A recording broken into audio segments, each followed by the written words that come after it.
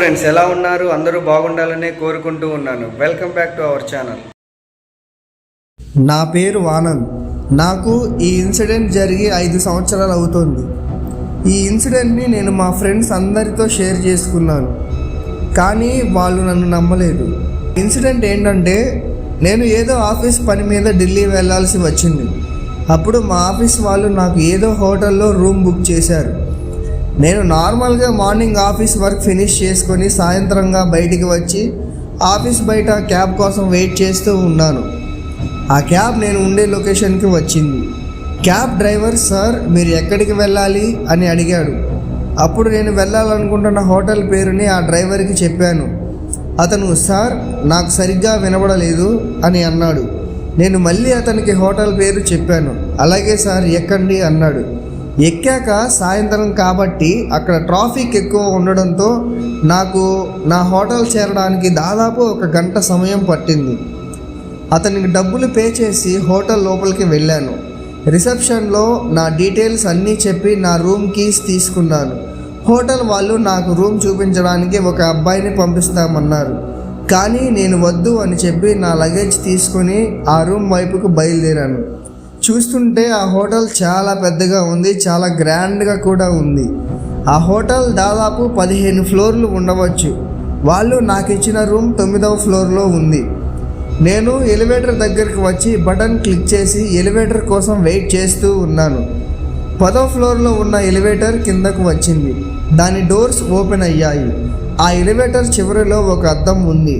నేను నా లగేజీ మొత్తం లోపలికి తీసుకుని వెళ్ళాను. డోర్స్ క్లోజ్ అయ్యాయి. ఎలివేటర్ స్లోగా మూవ్ అవుతుంది, కానీ నాకు ఎందుకో తెలియని భయంగా ఉంది. ఈ ఎలివేటర్ వెళ్తున్నప్పుడు పైన ఫ్లోర్లలో ఉన్న మనుషులను చూడగలుగుతూ ఉన్నాను.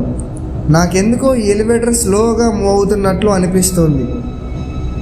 ఒక ఫ్లోర్ నుండి ఇంకొక ఫ్లోర్ వెళ్ళడానికి దాదాపు 10 సెకండ్ల సమయం పడుతోంది. పాత హోటల్ కదా, అందుకే దీని మూమెంట్ ఇంత స్లోగా ఉందని నేను అనుకున్నాను. ఇది ఫ్లోర్ నుండి ఫ్లోర్కి వెళ్ళే కొద్దీ నాకెందుకో భయం ఇంకా పెరుగుతూ ఉంది. ఇంకా ఒక్కసారిగా ఈ ఎలివేటర్ 6వ ఫ్లోర్ దగ్గరికి వచ్చి ఆగింది. ఎలివేటర్ డోర్స్ ఓపెన్ అయ్యాయి. ఇంకా నాకు ఎదురుగా ఒక 30 సంవత్సరాలు ఉన్న ఒక ఆవిడ కనబడింది. ఆమె ఎడమ చేతిని ఒక చిన్న పిల్లాడు పట్టుకొని ఉన్నాడు.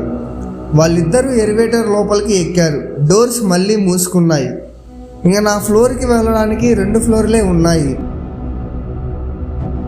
వాళ్ళిద్దరూ నాకు కనిపించకుండా నా వెనకాల నిలబడుకొని ఉన్నారు. ఇక ఒక్కసారిగా, ఆనంద్ ఎక్కడికి వెళ్తున్నావు అని ఆవిడ అడిగారు. దాంతో నేను ఒక్కసారిగా షాక్ అయ్యాను. అసలు ఆవిడకు నా పేరు ఎలా తెలుసు? ఇంకా నేను ధైర్యం చేసి, అసలు మీకు నా పేరు ఎలా తెలుసు అని అడుగుదామని అనుకున్నాను. కానీ అప్పుడే ఆవిడ చేయి పట్టుకొని ఉన్న పిల్లవాడు, అమ్మ నాకు పైన ఏదో కనిపించింది, అందుకే అది నీకు చూపించడానికి నిన్ను అక్కడికి తీసుకెళ్తున్నాను అని చెప్పాడు. అప్పుడే లిఫ్ట్ డోర్ ఓపెన్ అయింది. You have reached 9th floor అని లిఫ్ట్లో సౌండ్ వచ్చింది. ఇక నేను నా ఫ్లోర్కి రీచ్ అయ్యానని నా లగేజీ మొత్తం తీసుకొని ఆ లిఫ్ట్ నుండి బయటకు వచ్చేసాను. అలా బయటకు వచ్చి చూద్దామా వద్దా అని ఆలోచిస్తూ ఆ ఎలివేటర్ డోర్లు మూసుకునే సమయాన్ని వెనక్కి తిరిగి చూశాను. ఎలివేటర్లో ఉన్న వాళ్ళు ఇద్దరూ నా వైపు అలానే చూస్తూ ఉన్నారు. ఇక నాకు అసలు ఏం జరుగుతుందో అర్థం కాక సతమవుతుంటే ఆ లిఫ్ట్లో ఉన్న వాళ్ళని చూస్తుంటే నాకు భయం ఇంకా ఎక్కువవుతుంది. ఇంకా నేను అక్కడ నుండి వేగంగా నా రూమ్ నెంబర్ 906కి బయలుదేరాను. ఇంకా నా రూమ్ డోర్ లాక్ లోపలికి వెళ్ళాను. నా సామాన్లు అన్నీ సర్దేసే పని ఉండడంతో ల్యాప్టాప్ ఓపెన్ చేసి టేబుల్ దగ్గర పెట్టి పని చేసుకుంటూ ఉన్నాను. అలా పని చేస్తూనే నాకు తెలియకుండా సమయం రాత్రి 11 అయింది. ఇంకా ఏమాత్రం ఆలస్యం చేయకుండా ల్యాప్టాప్ క్లోజ్ చేసి లైట్స్ అన్నీ ఆపేసి పడుకొని నిద్రపోయాను. కొద్దిసేపటి తర్వాత ఎవరో గట్టిగా తన రూమ్ డోర్ని కొడుతుంటారు. ఆ శబ్దానికి నాకు మెలకువ వచ్చి లైట్స్ ఆన్ చేశాను, కానీ అవి ఆన్ అవ్వట్లేదు. హోటల్ వాళ్ళకి కాల్ చేసి తన విషయాన్ని చెబుదామని అనుకున్నాను. నా ల్యాండ్లైన్తో వాళ్ళకి కాల్ చేశాను, కానీ అది వాళ్ళకి కనెక్ట్ అవ్వట్లేదు. అప్పుడే సడన్గా ఎలివేటర్ దగ్గర ఎవరో ఉన్నట్లు శబ్దాలు వినిపించాయి. ఇంకా నేను నా రూమ్ బయటకు వచ్చి అక్కడ హోటల్ వాళ్ళు ఎవరైనా ఉన్నారేమో వాళ్ళని సహాయం అడుగుదామని అనుకున్నాను. ఇంకా నేను అలా నడుస్తూ హాల్లో నుంచి ఎలివేటర్ దగ్గరకు చేరుకుందాం అనుకున్నాను. కానీ ఆ సమయంలో ఆ హాల్ మొత్తం చీకటిగా భయానకంగా ఉంది. అలా నడుస్తూ ఉన్న నాకు కూడా ఎందుకో భయంగా ఉంది. చివరిగా నేను ఎలాగో ఆ ఎలివేటర్ దగ్గరికి అయితే చేరుకున్నాను. కానీ ఆ ఎలివేటర్ని చూశాక నా భయం ఇంకా ఎక్కువ అవుతుంది. ఆ ఎలివేటర్ దగ్గర ఎవ్వరూ లేరు, కానీ దాని డోర్లు మాత్రం ఓపెన్ అవుతూ క్లోజ్ అవుతూ ఉన్నాయి. ఎలాగో ధైర్యం తెచ్చుకొని నేను ఎలివేటర్ లోపలికి వెళ్ళాను. గ్రౌండ్ ఫ్లోర్ బటన్ని క్లిక్ చేసి వెయిట్ చేస్తున్నాను. కానీ ఈసారి నా అదృష్టం బాగుండడం వల్ల ఆ ఎలివేటర్ డోర్లు మూసుకున్నాయి. ఇంకా నేను ఊపిరి పీల్చుకున్నాను. ఎలివేటర్ అలా కిందకి వెళ్తూ ఉండగా ఎందుకో దాని వాతావరణం మొత్తం చల్లగా మరియు మరింత చీకటిగా మారిపోతున్నట్లు అనిపించింది.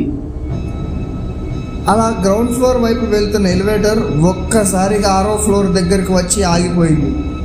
ఇక నాకు వెన్నులో వణుకు పుట్టడం మొదలైంది. ఎలివేటర్ డోర్లు ఓపెన్ అయ్యాయి. ఇక నా ఎదురుగా ఉన్న వాళ్ళని చూసి నాకు చెమటలు పట్టడం మొదలయ్యాయి. ఇంతకుముందు నేను పైకి వెళ్తున్నప్పుడు ఎక్కిన వాళ్ళు ఇద్దరే ఇప్పుడు కూడా ఉన్నారు. వాళ్ళ ఇద్దరి వెనకాల ఉన్న హాల్ మొత్తం చీకటిగా ఉంది. అంతేకాకుండా దూరంగా అక్కడక్కడ మధ్యలో రెడ్ కలర్ లైట్స్ ఆన్ అవుతూ ఆఫ్ అవుతూ ఉన్నాయి. ఈసారి వాళ్ళ ఇద్దరు నల్ల బట్టలు వేసుకొని ఉన్నారు. నేను భయంతో పక్కకు జరిగి నిలబడ్డాను. ఇక వాళ్ళిద్దరూ లిఫ్ట్లో ఎక్కారు. ఆవిడ 15వ ఫ్లోర్ బటన్ని క్లిక్ చేసింది. నేను మొదట క్లిక్ చేశాను కాబట్టి అది ముందు గ్రౌండ్ ఫ్లోర్కి వెళ్తుంది, ఆ తర్వాత 15వ ఫ్లోర్కి వెళ్తుంది. అయినా నేను వీళ్ళని చూసి ఎందుకు ఇలా భయపడుతున్నాను అని నాలో నేను అనుకున్నాను. కానీ ఎలివేటర్ గ్రౌండ్ ఫ్లోర్కి కాకుండా 15వ ఫ్లోర్ వైపుగా వెళ్ళడం మొదలైంది. ఇక నాకు అర్థమయ్యింది, ఇక్కడ ఖచ్చితంగా ఏదో జరగబోతుంది. అలా నేను ఆలోచిస్తూ ఉండగానే వెనక నుండి ఆవిడ మళ్ళీ ఆనంద్ ఎక్కడికి వెళ్తున్నావు అని అడిగింది. నేను కొంచెం ధైర్యం తెచ్చుకొని వెనక్కి తిరిగి చూస్తే అప్పుడు నాకు నా వెనకాల ఎవ్వరూ కనిపించలేదు. కానీ ఆ ఎలివేటర్లో ఉన్న అద్దంలో వాళ్ళిద్దరూ అక్కడే ఉన్నట్లు కనిపిస్తోంది. అద్దంలో ఉన్న వాళ్ళిద్దరూ నన్నే చూస్తున్నట్లు కనిపిస్తున్నారు. కానీ నాకు ఎదురుగా మాత్రం అసలు ఎవ్వరూ కనిపించడం లేదు. ఇంకా అప్పుడు ఆమెతో ఉన్న ఆ అబ్బాయి వాళ్ళ అమ్మతో మళ్ళీ నాకు 15వ ఫ్లోర్లో ఏదో కనిపించింది అని చెప్పాడు. ఇక నేను భయంతో ఆ ఎలివేటర్ మూలకి వెళ్ళి కూర్చున్నాను. వాళ్ళిద్దరూ మాట్లాడుకుంటున్నట్లు నాకు మాత్రం ఏవేవో శబ్దాలు వినిపిస్తున్నాయి, కానీ మనుషులు మాత్రం ఎక్కడా కనిపించట్లేదు. ఓపెన్ అయిన వెంటనే వాళ్ళిద్దరూ బయటికి వెళ్ళిపోయారు. నేను మాత్రం గ్రౌండ్ ఫ్లోర్ బటన్ని వేగంగా క్లిక్ చేస్తూనే ఉన్నాను. కానీ ఆ ఎలివేటర్ డోర్లు మాత్రం అసలు క్లోజ్ అవ్వడం లేదు. నేను ఇక అలానే ఆ ఎలివేటర్లో ఒక మూల కూర్చొని దూరంగా ఉన్న ఆ హాల్లో చూస్తూ ఉన్నాను.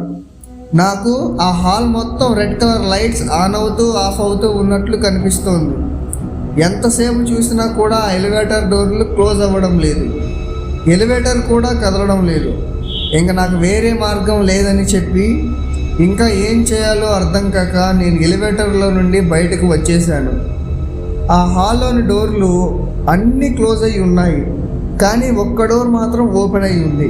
ఆ డోర్కి పైన ఉన్న ఒక red colour tube light on అవుతూ ఆఫ్ అవుతూ ఉంది. నేను ఇంకా కొంచెం ధైర్యం తెచ్చుకొని చీకటిగా ఉన్న ఆ హాల్లో మెల్లమెల్లగా నడుస్తూ ఆ రూమ్ డోర్ దగ్గరికి వెళ్ళాను. ఆ డోర్ లోపల వైపుకు చూశాక అక్కడే కళ్ళు తిరిగి పడిపోయాను. ఆ రూమ్లో ఎవడో ఒక అతను ఇందాక నేను లిఫ్ట్లో చూసిన వాళ్ళ ఇద్దరిని అతి దారుణంగా కత్తితో పొడిచి చంపుతున్నాడు. ఆ రూమ్ మొత్తం అంతా ఎర్రటి రక్తంతో నిండిపోయి ఉంది. ఇక నేను నా కళ్ళు తెరిచి చూసేసరికి నేను నా రూమ్లో పడుకొని ఉన్నాను. పక్కనే హోటల్ వాళ్ళు కూడా ఉన్నారు. నాకు ఏమైంది అని నేను అడిగాను. వాళ్ళు నాతో రాత్రి మీరు ఎలివేటర్లో కళ్ళు తిరిగి పడిపోయారు అని వాళ్ళే నన్ను ఇక్కడ తీసుకుని వచ్చారు అని చెప్పారు. అంతే, ఇంక నేను ఆ హోటల్ నుండి వెంటనే బయలుదేరి వచ్చేసాను. ఆ హోటల్లో జరిగిన విషయాలు ఇంకా అప్పుడప్పుడు నాకు గుర్తుకు వస్తూనే ఉంటాయి. ఆ విషయాలు గుర్తొచ్చినప్పుడల్లా నాకు చెమటలు పట్టేస్తాయి. కొద్ది రోజులకి ఆ సంఘటనలని మర్చిపోతూ వస్తున్నాను. మరికొద్ది రోజులకి నేను ఆ విషయాలన్నీ పూర్తిగా మర్చిపోయే సమయానికి మళ్ళీ ఇంకో సంఘటన ఎదురైంది. అదేంటంటే నేను ఒకరోజు రాత్రి ఆఫీస్ పని చూసుకొని కారులో ఇంటికి వస్తున్నాను. మా ఆఫీస్కి ఇంటికి మధ్య దాదాపు 13 కిలోమీటర్ల దూరం ఉంటుంది. అందులో 7 కిలోమీటర్ల వరకు టౌన్ మరియు 6 కిలోమీటర్లు అడవి మార్గంలో నుంచి వెళ్ళాలి. నేను ఆ టౌన్ మార్గం మొత్తం ముగించుకొని ఇంకా అడవి మార్గంలోకి వచ్చేసాను. అందులో మొదటి 2 కిలోమీటర్లు బాగానే ఉంది. తర్వాత కొద్దిసేపటికి దట్టమైన అడవి వచ్చేసింది. అక్కడికి వెళ్ళగానే సడన్గా వాతావరణం మొత్తం మారిపోయింది. చుట్టూ చూసి ఒక్కసారిగా ముందుకు చూసేసరికి ఎవరో నా కారుకి అడ్డంగా నిలబడినట్లు అనిపించింది. ఇక వెంటనే కారుని ఆపి చుట్టుపక్కల చూశాను, కానీ అక్కడ ఎవ్వరూ లేరు. నేను ఇంకా ఇంటికి వెళ్ళిపోయాను. ఆఫీస్ నుండి ఆలస్యంగా రావడంతో తొందరగా పడుకున్నాను. కొద్దిసేపటి తర్వాత నాకు మళ్ళీ ఆ హోటల్లో జరిగిన విద్యలు అన్నీ గుర్తుకు వస్తున్నాయి. అంతే, ఇక రాత్రంతా అలా భయపడుతూనే ఉన్నాను. ఇంకా తెల్లవారుగానే లేచి ఆ ఇంటిని ఖాళీ చేసి నా ఆఫీస్కి దగ్గర టౌన్లో ఉండే ఒక ఇంటికి మారిపోయాను. అంతే, ఇక అలాంటి విషయాలు ఏమీ జరగకుండా రోజు సంతోషంగా ఆఫీస్కి వెళ్ళి తిరిగి వస్తూ ఉన్నాను. That's all for today. Don't forget to like, share, subscribe. And for more videos, stay tuned to Prem Vlogs 20. Thanks for watching.